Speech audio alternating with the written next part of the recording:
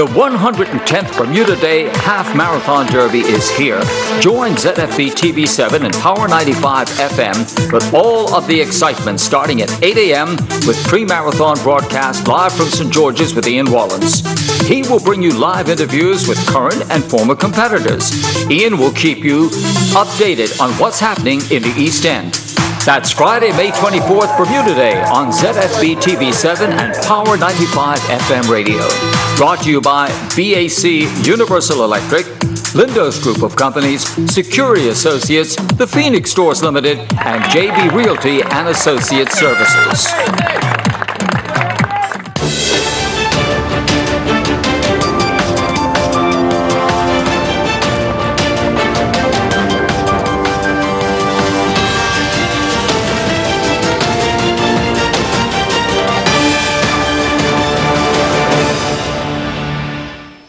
You're watching Bermuda Tonight. It's Thursday, May 23rd, 2019. I'm Diane Brewer, and thank you for joining us. A 12th consecutive month of decline in retail sales after adjusting for a 2% retail sales rate of inflation in February. The overall volume of retail sales declined 4.4%, with all sectors having recorded declines in sales volume. Gary Moreno brings us up to date. Motor vehicle stores recorded the largest volume decrease of almost 17%, followed by apparel stores, which recorded a 7.2% decline in sales volume. Fewer vehicles were sold during February 2019, leading to a 16.7% decrease in the volume of sales for retailers, leading to an almost 18% decline in sales receipts for the month. Lower demand saw apparel stores experience a 7.2% decline in sales, translating to a 4.6% loss in revenue. Now, after adjusting for inflation, the volume of sales for service stations fell 5.1%. The value of sales there decreased 5.6%, this being attributed partly to the 0.4% decline in the price of fuel during February. The volume of sales for all other store sectors declined 4.8%, and in value terms, the sector recorded a 3.1% decrease. The value of sales of miscellaneous goods dropped 41.1%. In contrast, the sale value of pharmacies rose almost 1%, while gross receipts for furniture, appliances and electronics increased 2.4%. The sales value for marine and boat suppliers was 50% higher as a result of higher sales of boats and boat engines in comparison with February last year. The volume of liquor sales declined 3.3%, while the sales volume of food stores slipped 2%. In value terms, the sale value of liquor stores marginally declined 0.6%, while the sales value for food stores increased almost 2%. During February, imports via courier increased almost $1 million to $11.6 million, with the declarations by returning residents via the airport, imports by household via sea, and the post office remained unchanged at $3.3 million, $0.6 million, and $0.4 million, respectively. Gary Moreno, reporting for the Bermuda Broadcasting News. Thanks, Gary. In other news, the opposition One Bermuda Alliance has cautiously welcomed the government's pilot program on transportation, which included granting 20 new taxi licenses to first-time drivers. The opposition spokesperson for transportation, Leah Scott, says she's heard the complaints over the level of taxi service being offered locally. However, she wants the minister to answer questions over the possible impact to existing drivers in the future. Here's Tarai Trott with the details. We did not have the ability. The Tourism and Transport Minister, Zane De Silva, announced that he will be using his authority to issue 20 taxi permits to first-time licensed drivers in a bid to bolster the taxi industry and the island's overall transportation sector. The move comes after years of complaints of a lack of service from the local taxi industry, including complaints that drivers were not operating during the late night to early morning hours. Leah Scott, the opposition MP and Shadow Minister for Tourism, Transport and Regulatory Affairs, agrees with the minister's plans in principle. I think that it's a good thing that there is now going to be implemented, I guess what I would call a pilot program of 20 licenses that are going to be granted. So we'll have to see how that goes just in terms of being able to service and support the existing taxi industry. But she does have her own apprehensions. So I hope that there will be a white paper following this. The green paper says that there may be a white paper, and that white paper would then set out the processes, a cogent strategy of how they plan on implementing a transportation infrastructure system that is going to be suitable for Bermuda. Then there is what the MP calls the law of unintended consequences. taxi licenses are extremely expensive. I don't know what the cost is, but I know that it can go up to between $125,000 and $150,000. So if this pilot program is successful, and I know that the minister can grant up to 80, I think it is, additional taxi licenses, what impact will that have on the value of the existing licenses that taxi drivers have?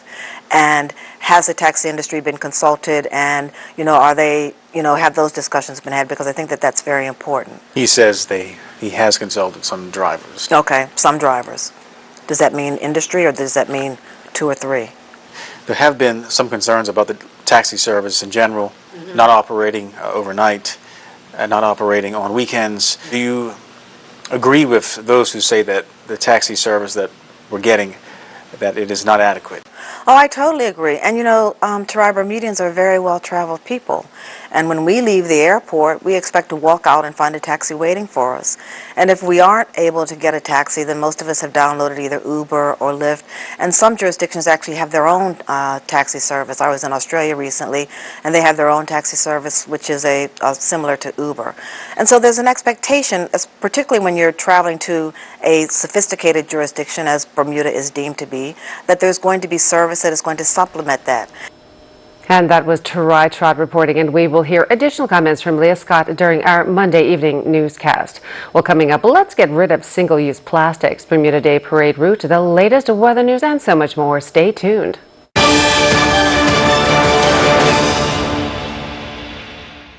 Rising Inferno Productions presents, live from Kingston, Jamaica, it's Coffee, and the Ragamuffin Band. Saturday, June 8, 2019, at the National Sports Center, Northfield, under the Big Tent.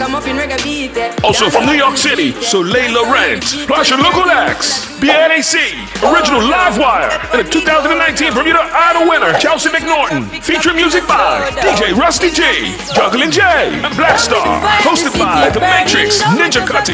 Gates open at 7 p.m. Showtime 8:30 p.m. Ticket price $75 for general, $125 for VIP. Also check for the group rates. Tickets available from btix.pm, 27th Century Boutique, Kid and Caboodle, Manco, Fish and Tings, and Jamaican Grill Bay. The newest sensation from Jamaica. It's Coffee. Live in Bermuda to sing her hits. Coffee.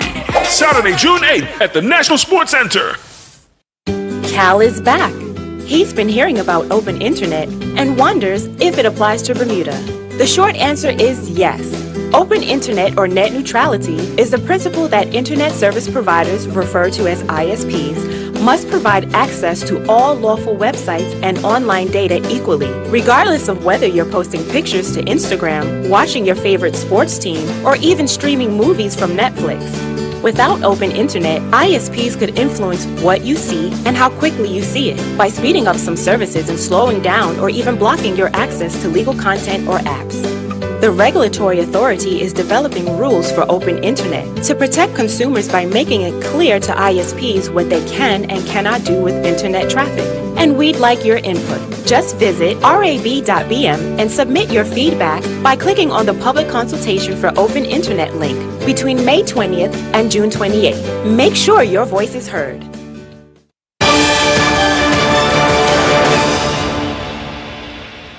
Welcome back. The government has launched a new effort to get residents to think about the environment and reduce their usage of single-use plastics. The Minister of Home Affairs, Walter Urban, held a news conference and said the time was right to bring up the subject in light of Friday's Bermuda Day holiday, when many are expected to be outdoors. The minister revealed legislation could be in the pipeline to adopt a firmer stance against such plastics. Single-use plastics include items such as plastic, cups, food containers, plates, forks, knives, straws, plastic bags, and the like. We as a planet have become very reliant on plastics, and we use them for just about everything that we do. And of course, they are incredibly convenient for carrying, doing all types of just general things. However, this convenience does come at a serious price. The Plastic Ocean Trust has estimated that 80% of the marine debris around the globe actually is generated from plastics. 8 million tons of plastics is dumped into our oceans every year. And by the year 2050, it's predicted that there'll be more plastic than fish in the ocean. You will be reminded that in our recent throne speech, we made a commitment to eliminate the use of single plastics by the year 2022. And a few Caribbean islands have actually done just that already. Mr. Raban encouraged the public to consider alternative options for their general use. He hopes the upcoming Bermuda Day holiday can be plastic-free. Meanwhile, government is working with charities to formulate legislation on the use of plastics. We are planning to work more closely with Best National Trust and KBB to get a working group together of sorts that will help us to further put in place plans to move in this direction. Obviously, Public Works is the organization that handles general waste management for the country.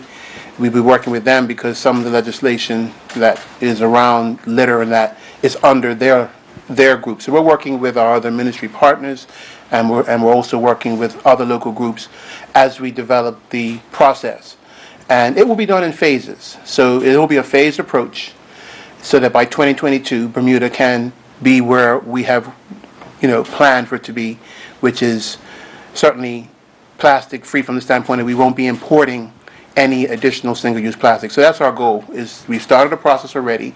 Part of the statement is to begin the conversation and begin people to think about what are the alternatives now, because as we roll out in phases, we will be moving certain items out of the picture. Perhaps straws and those little items will be first, and then we'll move up the chain. In other news, Bermudian excellence, so says the theme for this year's Bermuda Day holiday on Friday. The Labor, Community Affairs and Sports Minister Levita Fogo today addressed concern over this year's parade route, which begins from All Boys Point in Hamilton. Here's some of what she had to say. The reversed parade route is in part to recognize the 40th anniversary of the Bermuda Day Parade, which originally started along Front Street in 1979. Additionally, last year, we received considerable feedback about the parade, which included concerns about the finish and, in particular, the steep Queen Street leg to the City Hall and the lack of spectators on that particular route. The ending, therefore, ended up being somewhat anticlimactic. And lastly, for those members of the public who wish their Bermuda Day festivities to continue, we have been made aware that some of the parade groups have arranged their own display of floats and activities at the conclusion of Friday's Bermuda Day Parade. This includes a free after-parade concert on Angle Street featuring many local musical artists, which will give the ending more of a Bermuda flavor. And let's face it, that's what Bermudians look for on Bermuda Day. Turning to weather news, as we can see from our live tower cam, a beautiful evening out there, and more good news that our Bermuda Day holiday is going to be gorgeous. Let's go to AccuWeather headquarters for the latest. AccuWeather is presented by BF&M Insurance Group.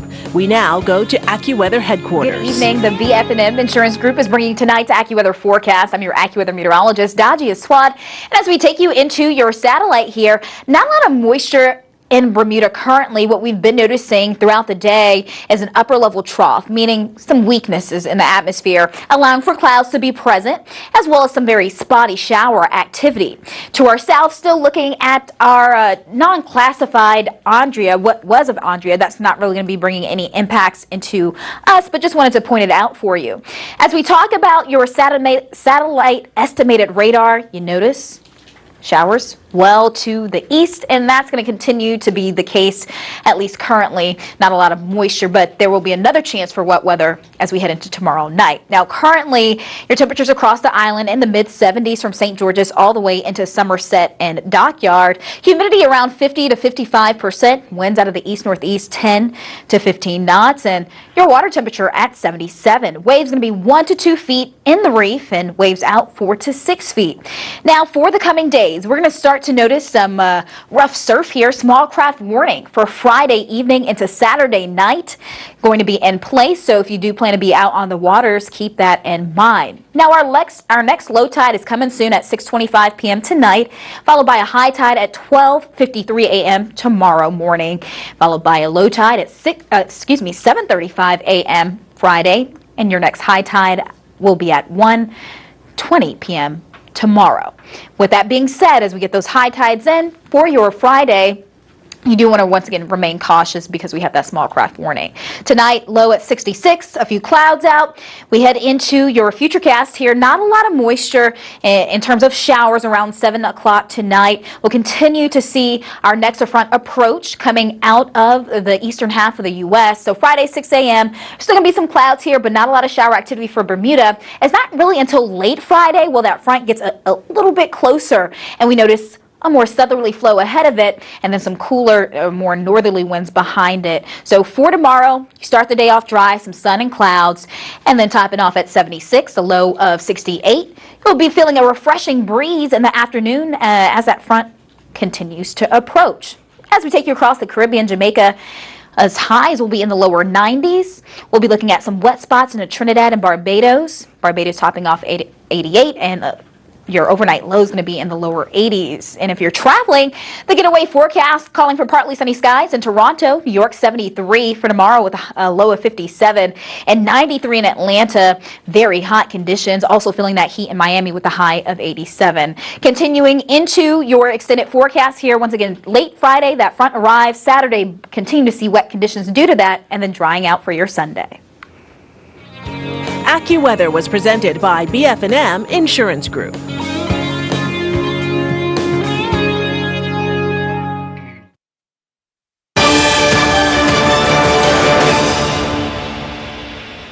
And you're watching the Thursday edition of Bermuda Tonight. Well, Amir Hayward, a Francis Patton Primary School student, was awarded the first place honor in the international category of the 7th Annual Festival of the Ocean's Children's Drawing Competition. His winning prize included a trip to Mexico to receive his award in person and showcase his artwork in the Children's Drawing Exhibition located in the Terminal 4 of the International Cancun Airport. Amir's participation in the international event was a result of the Dolphin Quest Bermuda Annual Student Stewardship Contest, which occurred earlier this year. The local conservation-themed contest was held in conjunction with the United Nations World Wildlife Day on March the 3rd, with 5 themes to select from. Almost 100 school children submitted artwork to help raise awareness of the main challenges that threaten marine species and the ocean environment. Amir was the local winner in his age category with a thoughtfully executed presentation on the lionfish as an invasive species affecting the Atlantic Ocean reef ecosystem. Congratulations from all of us here at Bermuda Broadcasting. Amir, well done. Earl Basin will have all the latest in sports after this short break. Stay tuned.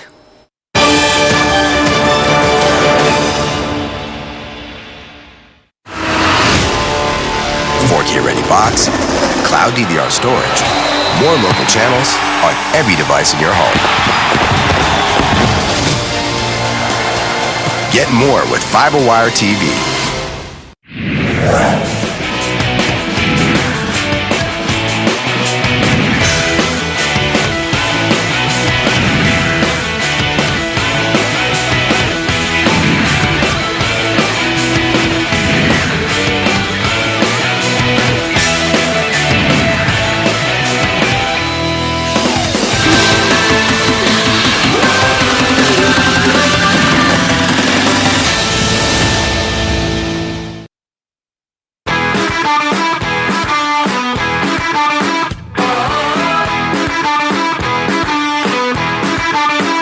Every home tells a story. Your story is all yours. Big kid, too cool. I Wherever you live, whatever your style, express yourself. My style says what's up, don't wanna ever grow up. So many styles to help tell your story and create your unique dream home. We're gonna stand out, break away from the crowd. Start shopping for furniture at U.S. prices today. Lifestyle Furniture is Bermuda's newest furniture store and is proud to be the home of the #1 furniture company in the world, Ashley Furniture. Visit lifestylefurniture.bm or stop by our showrooms today. Lifestyle Furniture, this is home.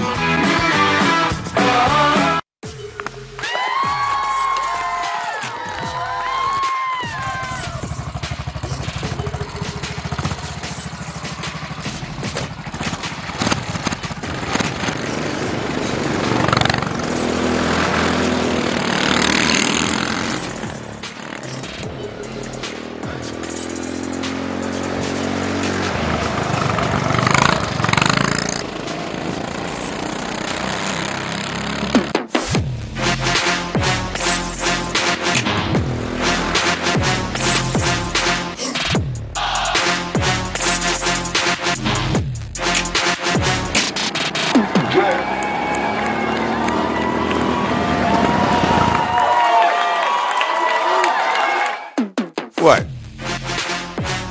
You want to race? Rubber Duck Derby 2019. Raffle tickets now on sale. Bring the whole family. Presented to you by Friends of Hospice and Lindo's lead sponsor.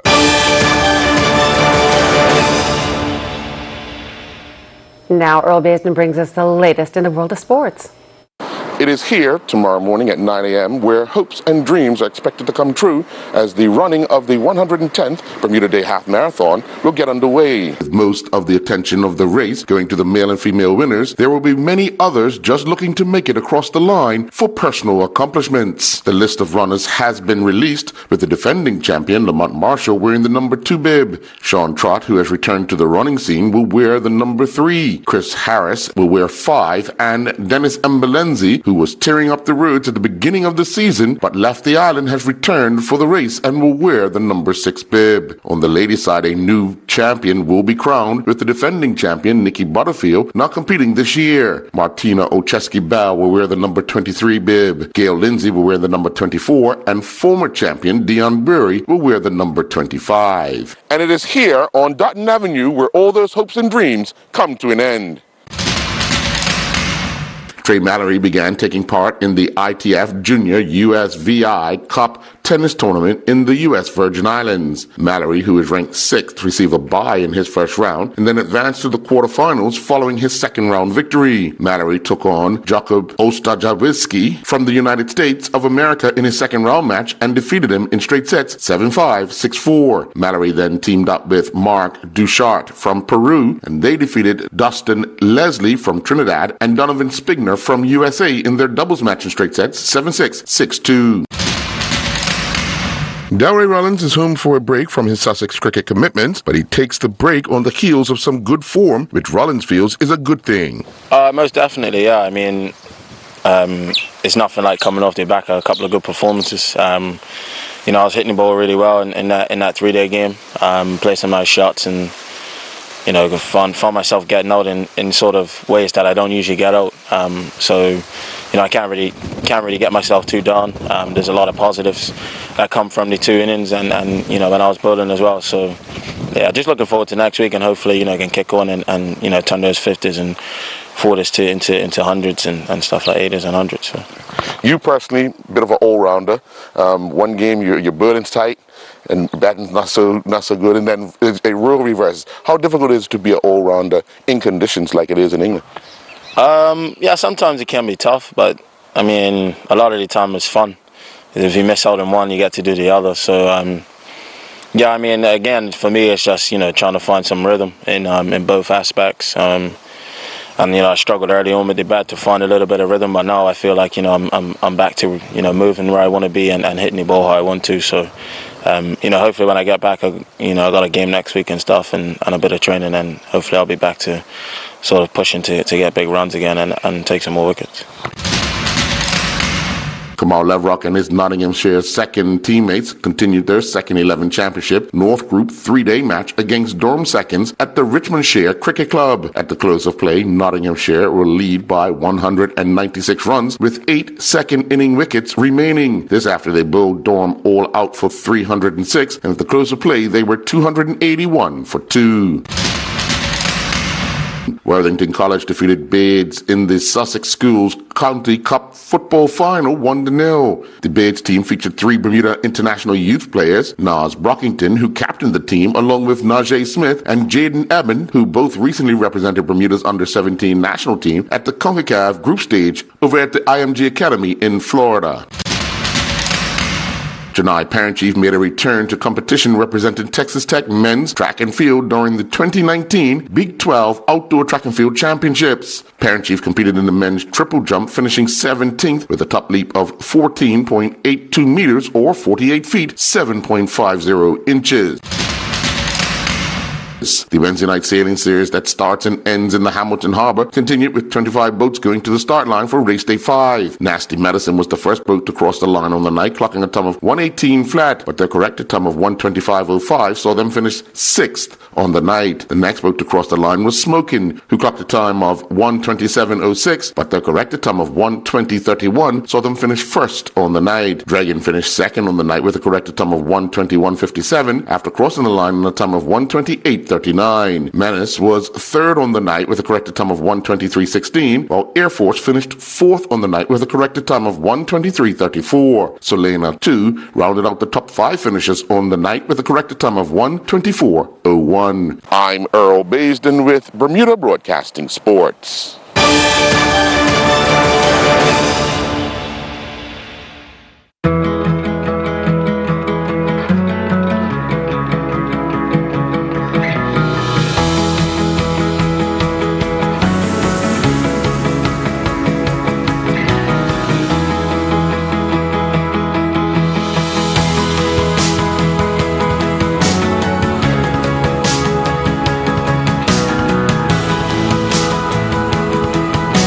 Enjoy memorable moments brought to you by ZipX.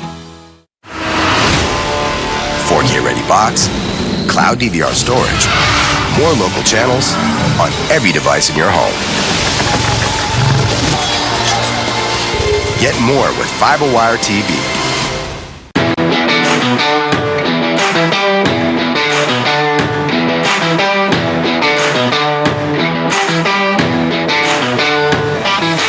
To me, it means everything because this is the first time I'm running. So this is something to prove to myself that I can actually do it without my body falling apart. And you know what I mean? Do it and be able to complete the half marathon at a reasonable time. To prepare for the race, I've been trying to do my best to run at least 3 times a week. I've been able to increase my mileage every month since October. I'm up to 7.5 right now. It's just that during the training, I'm finding little difficulties with my body, not being a runner for a long amount of time, just starting out running. I'm finding that just little calf injuries here and there that have hampered my training. But I feel that if I can at least hit 10 miles before May, I'll be good. As a first-time participant, it means something that I can knock off my bucket list as a challenge, a personal challenge to myself, something to strive for and to be able to improve myself. Like for the last 4 or 5 miles, that should be my energy. You know what I mean?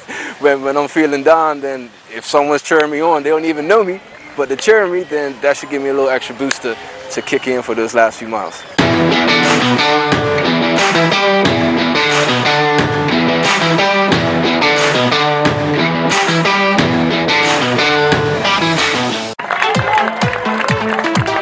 The 110th Bermuda Day Half Marathon Derby is here.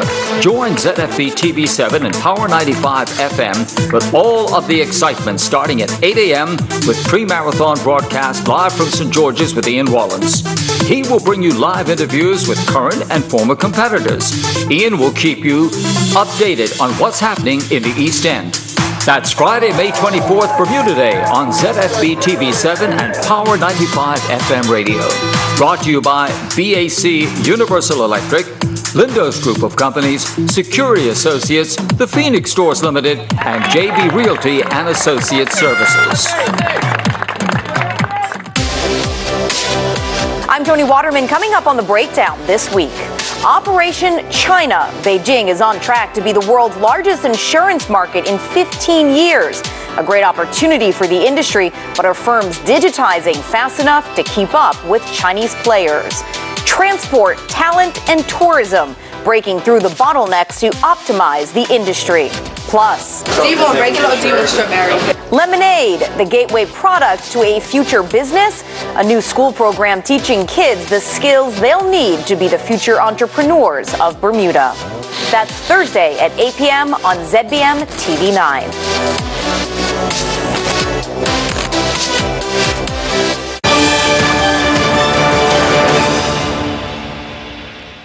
Well, that's our newscast. I'm Diane Brewer. Thank you for joining us. Have a wonderful Bermuda Day holiday, everyone. Enjoy the great weather. Good night.